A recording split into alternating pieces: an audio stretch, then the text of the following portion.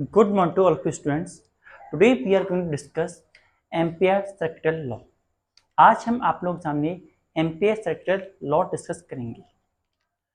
Ampere circuital law जो law था ये बताता है एक क्लोज सरफेस के अंदर जो मैग्नेटिक फील्ड होता है उसकी वैल्यू क्या होती है।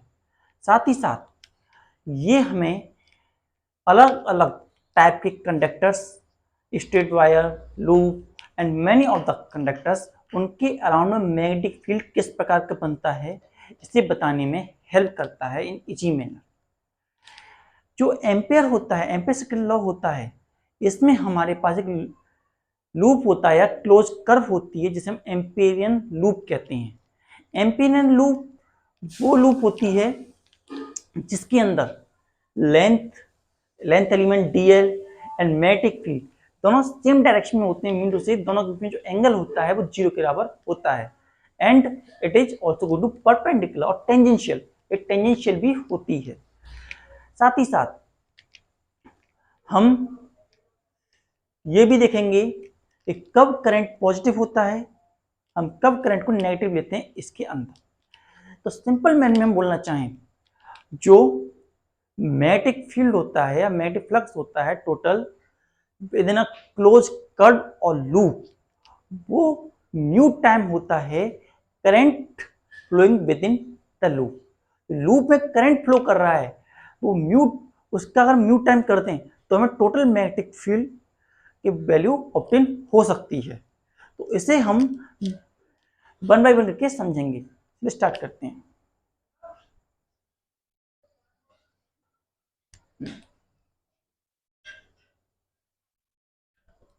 We have Ampere circular law.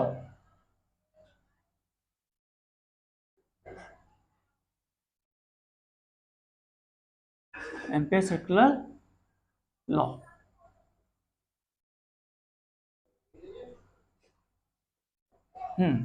इसे समझने के लिए हमारे पास है एक लूप लाइक दैट। ये एक लूप हमारे पास है कुछ इस तरीके का।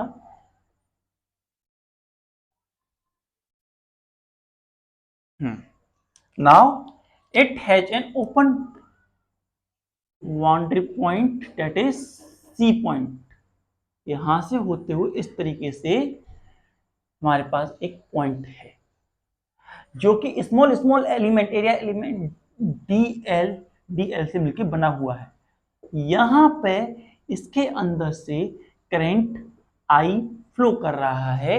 Current I is going to be flow through that loop. It is an open end, C is the open end for that loop.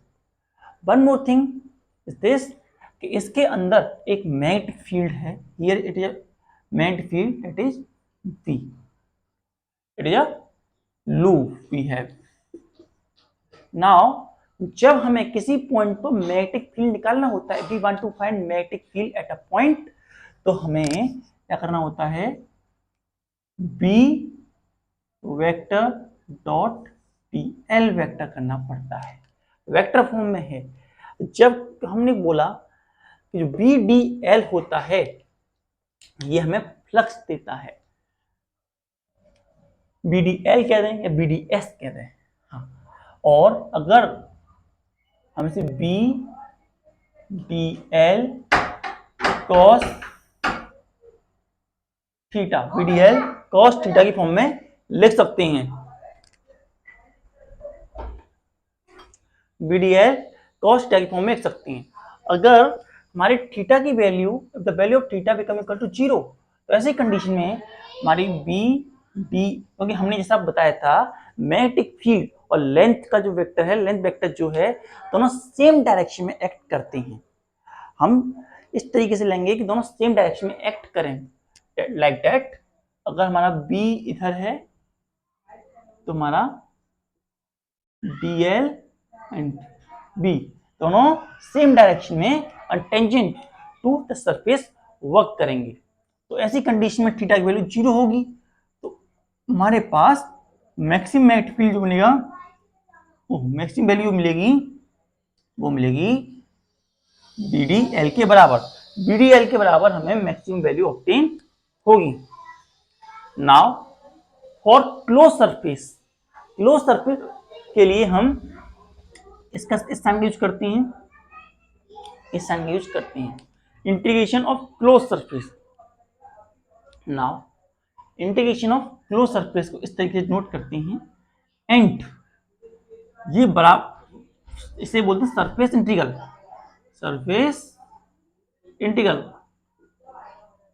It is surface integral. इसे integrate हम कर देते हैं, we are going to integrate it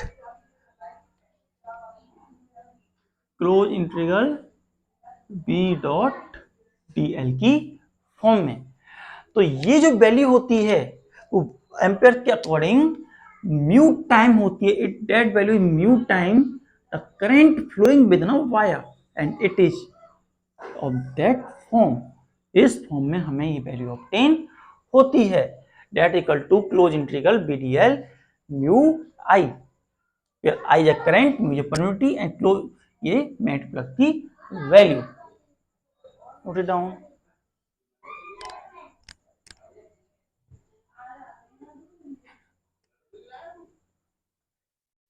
तो इसे हम कैसे कह सकते हैं, वी कैन से इट, ये हमारा लाइन इंटीग्रल है मैग्नेटिक फील्ड का, इसे हम बोलते हैं as line integral of magnetic field, line integral of magnetic field. तो इसे हम कह सकते हैं according to Ampere circuital law, line integral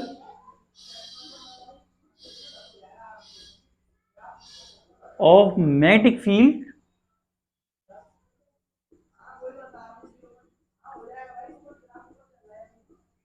line integral of magnetic field is mu times the current, mu times the current flow in the circular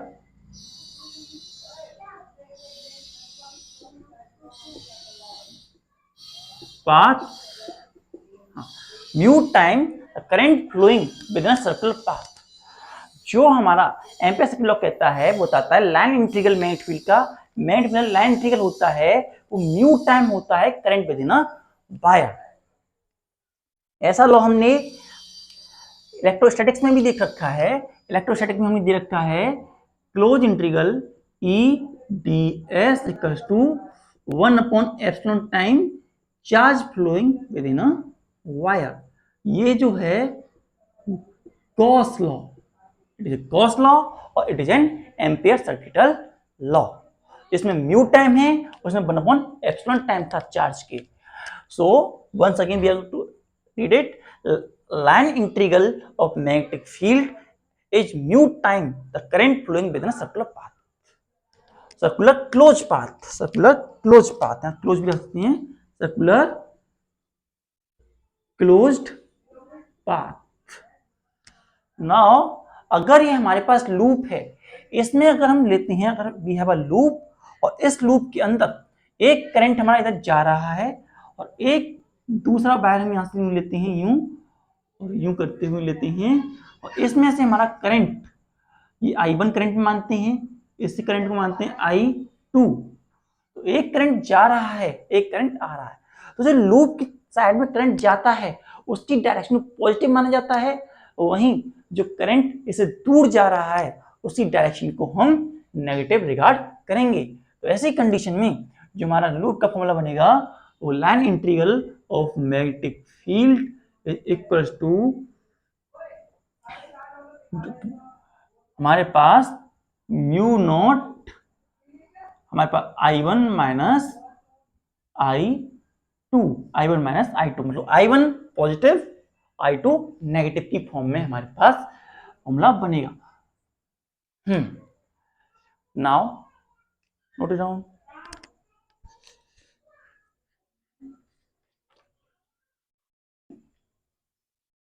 अब हम इसका proof देखेंगे। We are going to see the proof. Proof के लिए proof किस प्रकार से, हम एक सर्कुलर कॉइल लेंगे। We are going to be have that like हमारे पास एक प्लेन शीट ऑफ पेपर है। This is a plane sheet of paper we are going to be have. ये हमारे पास एक प्लेन शीट है पेपर की, और हमें प्रीवियस स्टडी के अकॉर्डिंग में पता है जो मैग्नेटिक फील्ड होता है mu upon 4 pi 2i upon R के बराबर होता है। अभी तक हम जो मैग्नेटिक फील्ड निकाल के लाए हैं वो इसके बराबर होता है। अब इसमें हमारा current I current from A to B, I current flow कर रहा है, तो इसके चारों तरफ हमारा magnetic field also going to be generated. हमारे इसके अंदर मैग्नेटिक फील्ड जनरेट होगा। अगर हम यहां से कोई पॉइंट ले रेंडमली आउटसाइड, यहां से हमारा मैग्नेटिक फील्ड बी है, और इसी के अकॉर्ड ये हमारा रेडियस स्मॉल एलिमेंट जो है इसका डीएल भी इधर एक्ट कर रहा है। तो ऐसी कंडीशन में, इन दैट कंडीशन, हम ज्यादा लिखेंगे नहीं, आपको समझा रहे हैं केवल, ऐसी कंडीशन में क्या होगा, इन दैट कंडीशन हमारे पास जो टोटल मैग्नेटिक फील्ड होगा, total magnetic field, total value of line integral कह सकते हैं, line integral close integral B dot D L के बराबर होगी, बी डॉट डी एल के बराबर होगी। नाउ अब इस बी डॉट डी एल को हम सॉल्व करते हैं जरा, और पुट करेंगे तो line integral of magnetic field, इस पॉइंट को रिगार्ड करेंगे as a point P. Line integral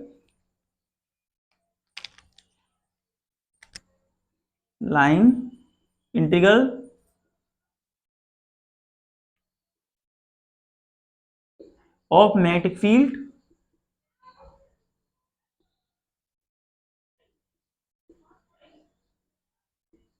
at point P, at point P। लाइन इंटीग्रल कितना होगा magnetic field at point P का? सो इसे हम अब देखेंगे।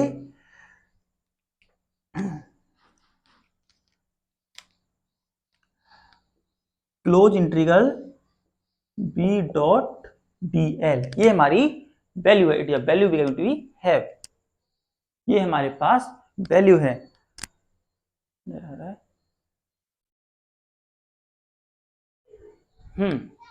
सो अब B की वैल्यू हमारे पास थी,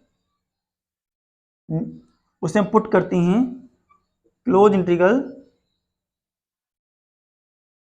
mu upon 4 pi 2i upon का r एंड dl, ये वैल्यू हमारे पास निकल के आई थी। नाउ ये वैल्यू को हम, सारी हमारे लिए कांस्टेंट है r, जो r है हमारे लिए यहाँ से, जो r हमारा यहाँ से यहाँ तक होगा r, वो हमारे कांस्टेंट रहेगा, वो चेंज नहीं होगा। dl, केवल dl की वैल्यू जो है हमारे पास, उसे हम फुल कर सकते हैं फॉर दिस रेडियस। तो इसे हम क्या करेंगे, क्लोज इंटीग्रल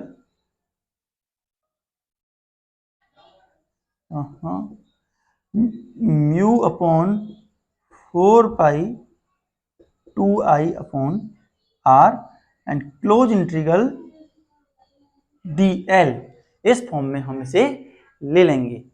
जब क्लोज इंटीग्रल dl करेंगे, क्लोज इंटीग्रल dl करेंगे तो 2 पाई r इसकी वैल्यू होती है, सर्कमफ्रेंस की जो वैल्यू होती है वो 2 पाई r के इक्विवेलेंट होती है, 2 पाई r के इक्विवेलेंट होती है। तो हमारे पास mu upon 4 pi 2i upon r, 2i upon r, और इसकी वैल्यू हमारे पास 2 पाई आर आई, 2 पाई आर के अलावा वैल्यू हमारे पास निकल के आई। तो यहां पर हमने क्या देखा, आर से आर कैंसल, पाई से पाई कैंसल, 2 से 2 टाइम और 2 से 2 टाइम। तो यहाँ क्या बचता है हमारे पास बचा म्यू आई वैल्यू हमारे पास बची। तो हम कह सकते हैं close integral B dot D L equals to mu naught I. हम म्यू नॉट आई कह सकते हैं यहां पर। इसे हम म्यू नॉट ले लेते हैं, म्यू नॉट मतलब एब्सोल्यूट वैल्यू इसकी पुट कर देते हैं, तो हमारे पास एम्पियर सर्कुलर लॉ की वैल्यू आ जाती है।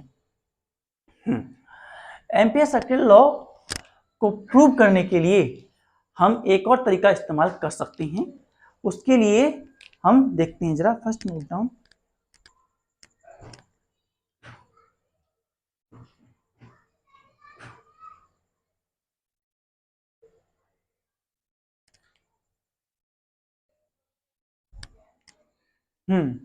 इस कंडीशन के अंदर हम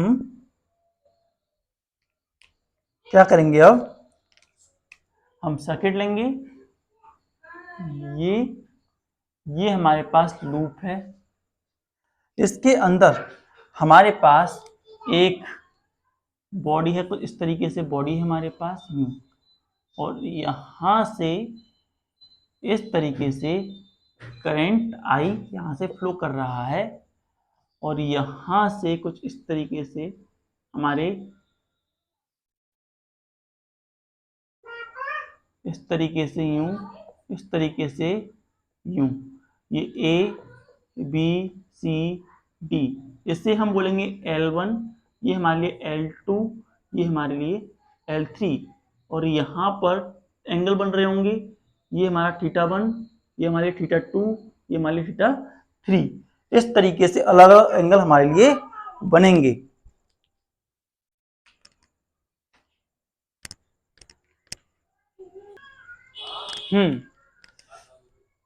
तो यहां पर जो हमारा मैग्नेटिक फील्ड होगा, here we are going to have the value of magnetic field, और मैग्नेटिक फील्ड की वैल्यू कितनी बनेंगी हमारी। सबसे पहले हम देखेंगे B1 की वैल्यू।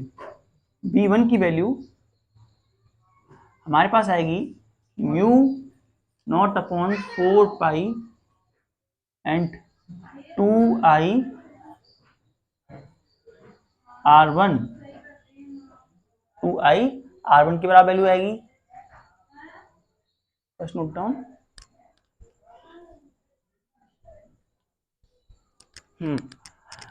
मैग्नेटिक फील्ड B1 बनेगा, इतना बनेगा।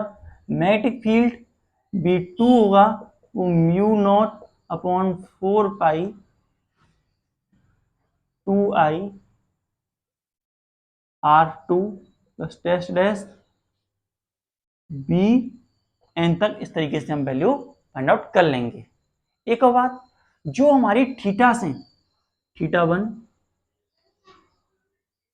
प्लस θ2, इन सबको हम ऐड कर दें, θ3 plus dash dash up to θn, तो हमें ये 2 पाई के बराबर वैल्यू देगा। तो हमारी जो टोटल वैल्यू आएगी वो 2 पाई के बराबर आएगी। अगर हम छोटे छोटे एरिया के एलिमेंट से छोटे छोटे एलिमेंट को लेकर के लाइन इंटीग्रल निकालें, total line integral of the surface, तो कैसे निकलेगा टोटल लाइन इंटीग्रल।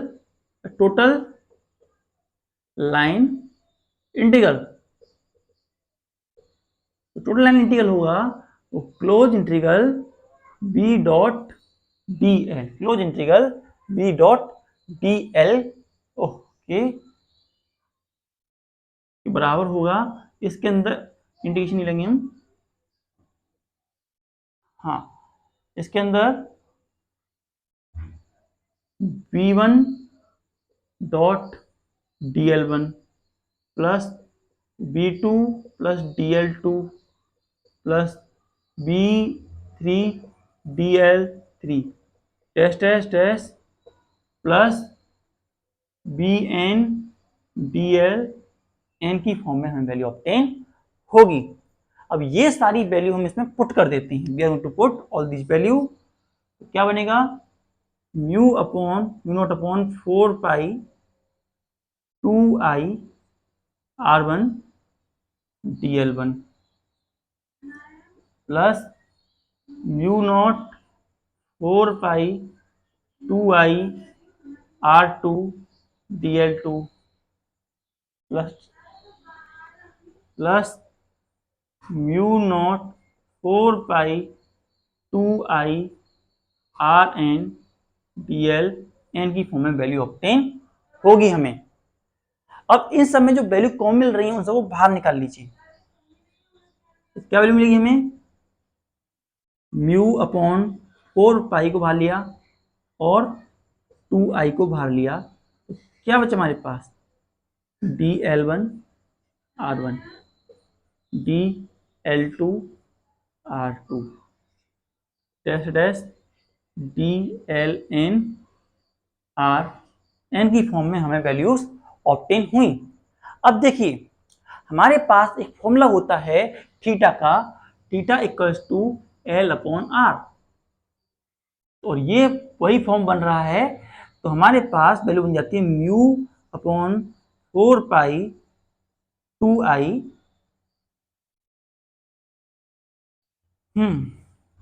और यहाँ θ1 θ2 θ3 dash dash dash plus θn के फॉर्म में वैल्यू बन रही है।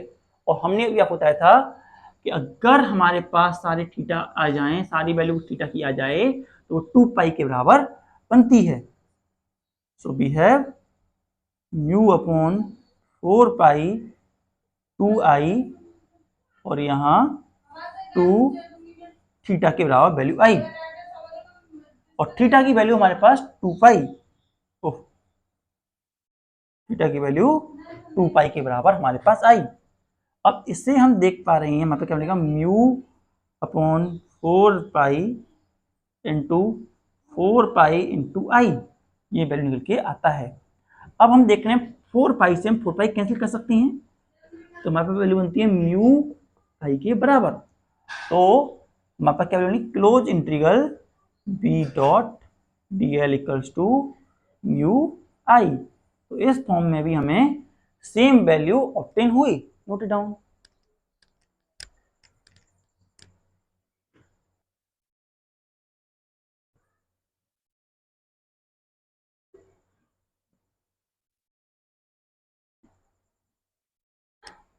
Now let us revise what we are going to understand there. आज हमने जाना एम्पियर सर्कुलर लॉ के बारे में। आज हमने एम्पियर सर्कुलर लॉ के बारे में जाना। एम्पियर सर्कुलर लॉ के अकॉर्डिंग लाइन इंटीग्रल होता है मैग्नेटिक फील्ड का, वो म्यू टाइम होता है current flowing within that loop. ये हम कह सकते हैं गॉस लॉ का एनालॉग रहता है। इसे कह सकते हैं line integral of magnetic field is mu time the current flow in the circular loop, in the circular closed path।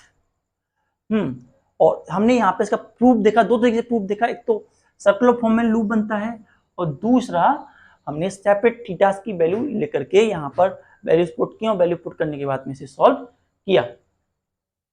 Now next में हम देखेंगे application of ampere circular law. First note down.